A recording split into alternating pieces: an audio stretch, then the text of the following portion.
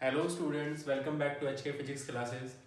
In last video we discussed about charge, methods of charging and properties of charge. तो अभी एक बार हम properties of charge थोड़ा सा brief में देख लेते हैं क्या क्या है.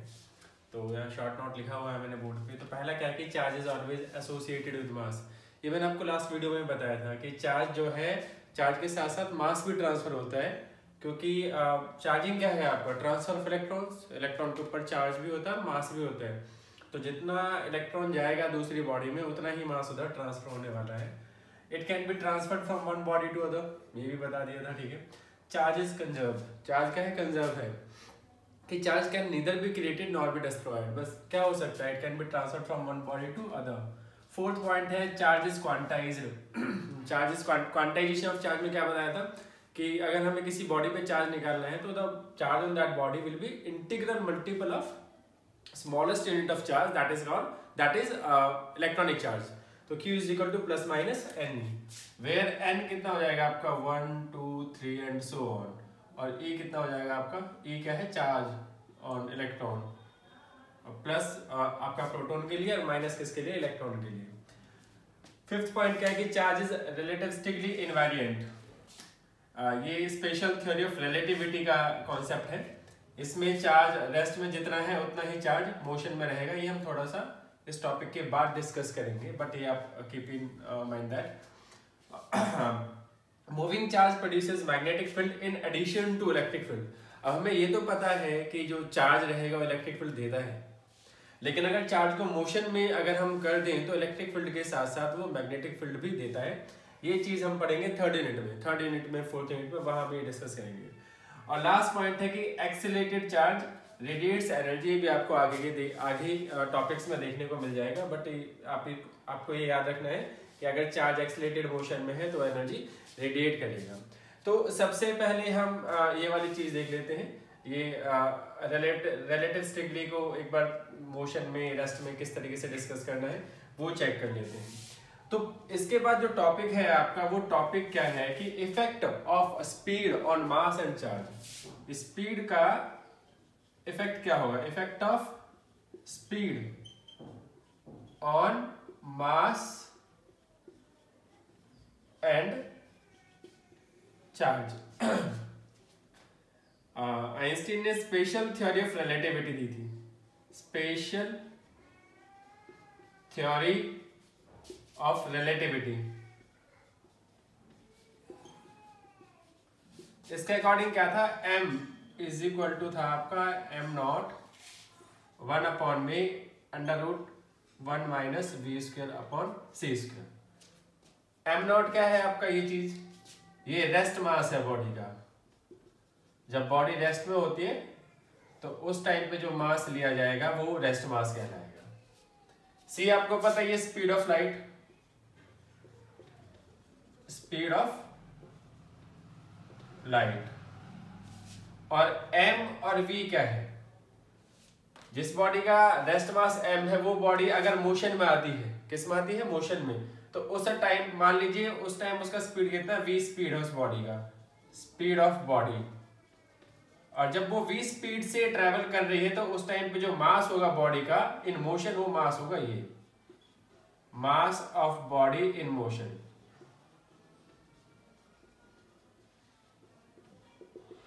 राइट. तो ये हो गया. अब इसमें हमें क्या डिस्कस करना है कि इसको वेरीफाई करना है कि अगर ये मोशन में है तो आपका मास चेंज होगा या नहीं होगा. तो हमारे पास क्या फॉर्मूला है? मैं इसको पूरे को ही निकाल देता हूं.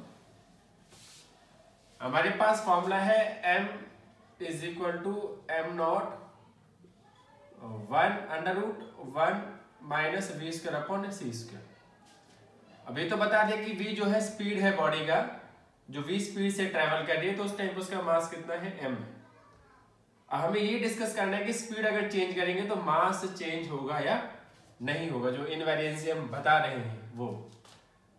अब v इंक्रीज करिए और v को मैंने एक बार ले लिया c के लेट.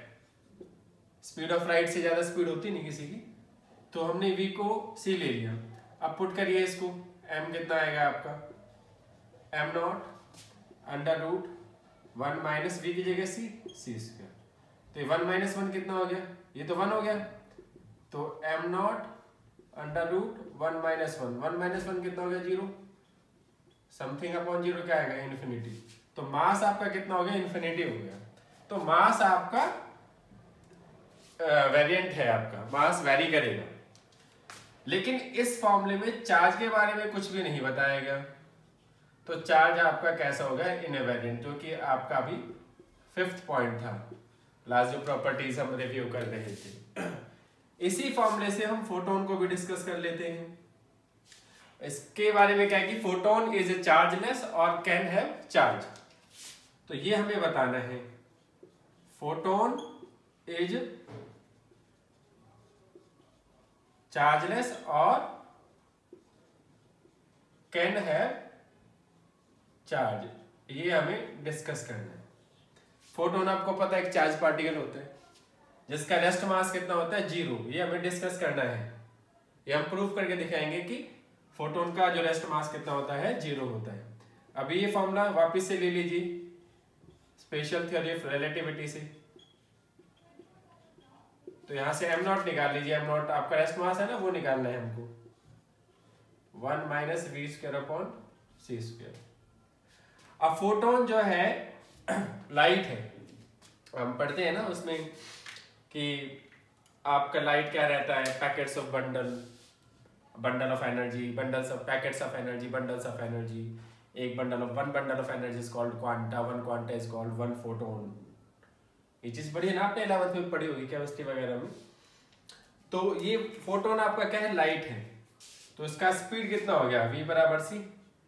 अब पुट करिए यहाँ पे, अगर यहाँ पे हम v की जगह c रख देंगे तो 1 माइनस 1 0, m इंटू 0, तो m नॉट कितना आ गया 0। अब रेस्ट मास कितना आ गया 0। अब जिस बॉडी का रेस्ट मास ही नहीं है, जिस ऑब्जेक्ट का रेस्ट मास ही नहीं है, तो उस पर चार्ज क्या होगा। तो इसलिए फोटोन कैसा है, चार्जलेस है। उस पर चार्ज कितना होगा 0 होगा, चार्ज कितना होगा 0, राइट। तो ये हो गया ये एक बार पूछा भी गया था सीबीएसई में फोटोन के बारे में, तो 1 नंबर का ही क्वेश्चन आया था। वैसे इतना इंपॉर्टेंट टॉपिक भी नहीं, लेकिन ये 7th वीक में आपका वापस आने वाला है। तो अब हम डिस्कस कर लेते हैं डिफरेंसेस बिटवीन या फिर comparison of charge with mass. Charge को मास के साथ हमें क्या करना है, कंपेयर करना है। तो एक जगह चार्ज ले लेते हैं, एक जगह क्या ले लेते हैं, मास ले लेते हैं। तो पहला आ जाएगा चार्ज। चार्ज का हमें पता ही है चार्ज क्या है। चार्ज के पास चार्ज पॉजिटिव भी हो सकता है और नेगेटिव भी हो सकता है। यहां पे लिख लेते हैं चार्ज और यहां लिख लेते हैं मास। तो पहला पॉइंट, चार्ज में भी पॉजिटिव और नेगेटिव। मास कैसा रहेगा, मास ऑलवेज कैसा होता है, पॉजिटिव होता है। दूसरा क्या है, charge is conserved. Charge always conserved रहता है, चार्ज हमेशा क्या रहता है, कंजर्व्ड। लेकिन मास के साथ ऐसा कुछ सीन नहीं है, mass is not conserved. Mass conserved नहीं होता। क्यों नहीं होता, because mass can be converted into energy, converted into energy and vice versa. ये कैसे भी, by using by E is equal to mc square. Famous relation है एनर्जी मास रिलेशन का, कि मास एनर्जी में चेंज हो जाता है, एनर्जी मास में चेंज हो जाती है। तो ये कंजर्व नहीं है। थर्ड पॉइंट क्या है इसका, चार्ज इज क्वांटाइज्ड। चार्ज कैसा है, क्वांटाइज्ड है, ये हम पहले डिस्कस कर चुके हैं। और quantization of mass is yet to be established. मतलब इसके बारे में कि क्वांटाइज है या नहीं, वैसे तो ना ही बोला जाता है, लेकिन अभी इसके बारे में कंफर्म नहीं है। Quantization of mass is yet to be established. ठीक है। अगला पॉइंट है आपका फोर्थ पॉइंट में क्या आएगा कि चार्ज आपका रिलेटिविस्टिकली कैसा है, इनवेरिएंट है। ये भी अभी थोड़ी देर पहले डिस्कस किया है। कैसा है, इनवेरिएंट। इसमें हमने क्या बताया था, स्पेशल थ्योरी ऑफ रिलेटिविटी के अकॉर्डिंग जितना चार्ज रेस्ट में होता है, अगर ऑब्जेक्ट मोशन में आ जाए तो चार्ज आपका चेंज नहीं होगा। लेकिन मास के साथ उल्टा है, रिलेटिविस्टिकली ये वेरिएंट होता है।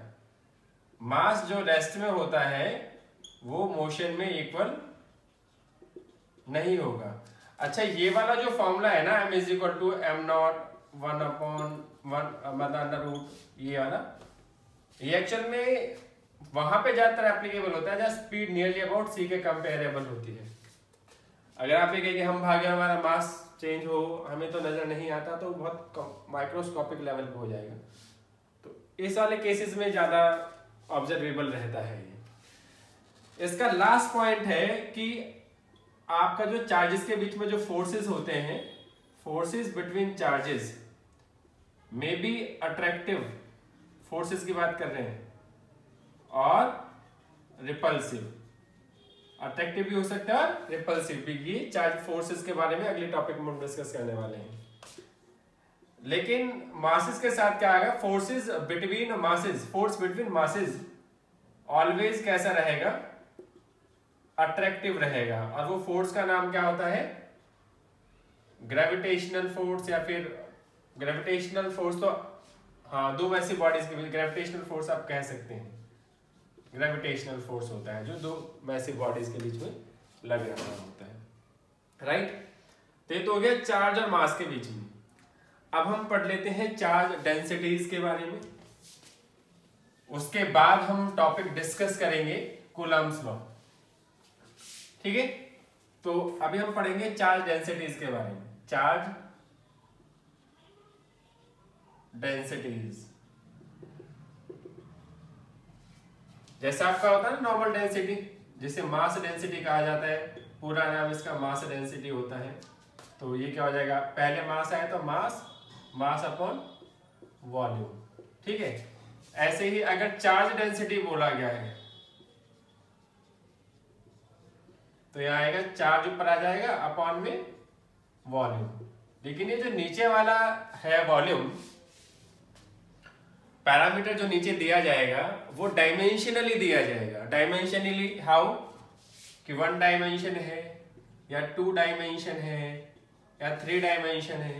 1 डायमेंशन में लेंथ ले सकते हैं, लेंथ ले लो, ब्रेड्थ ले लो, या फिर हाइट ले लो, एक ही चीज लिया जा सकता है जिसे हम सिंपली लेंथ कह देते हैं। 2 डायमेंशन में क्या आता है, एरिया, दो चीजें ले सकते हो तो एरिया बन जाएगा। 3 डायमेंशन में क्या आता है, वॉल्यूम। तो हम इसे इस तरीके से डिस्कस करने वाले हैं।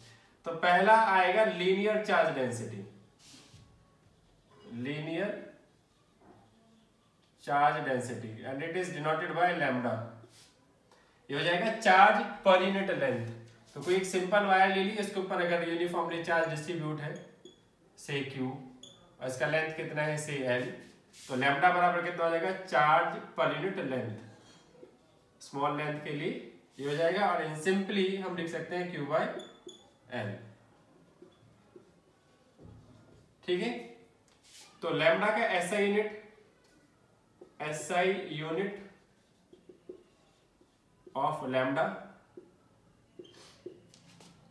चार्ज का होता है कूलम, और लेंथ का हो जाएगा मीटर। तो आप इसे लिख सकते हैं कूलम पर मीटर। दूसरा हो जाएगा सरफेस चार्ज डेंसिटी, सरफेस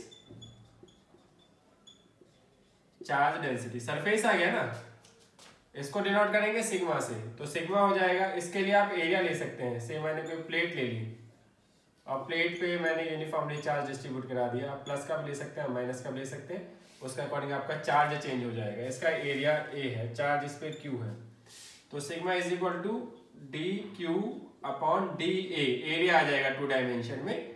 और या फिर सिंपली आप क्या लिख सकते हैं, चार्ज अपॉन एरिया।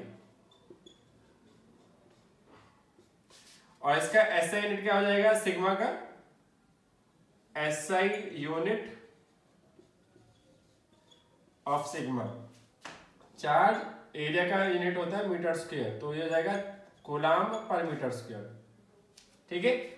लास्ट जो रहेगा थर्ड, वॉल्यूम चार्ज डेंसिटी।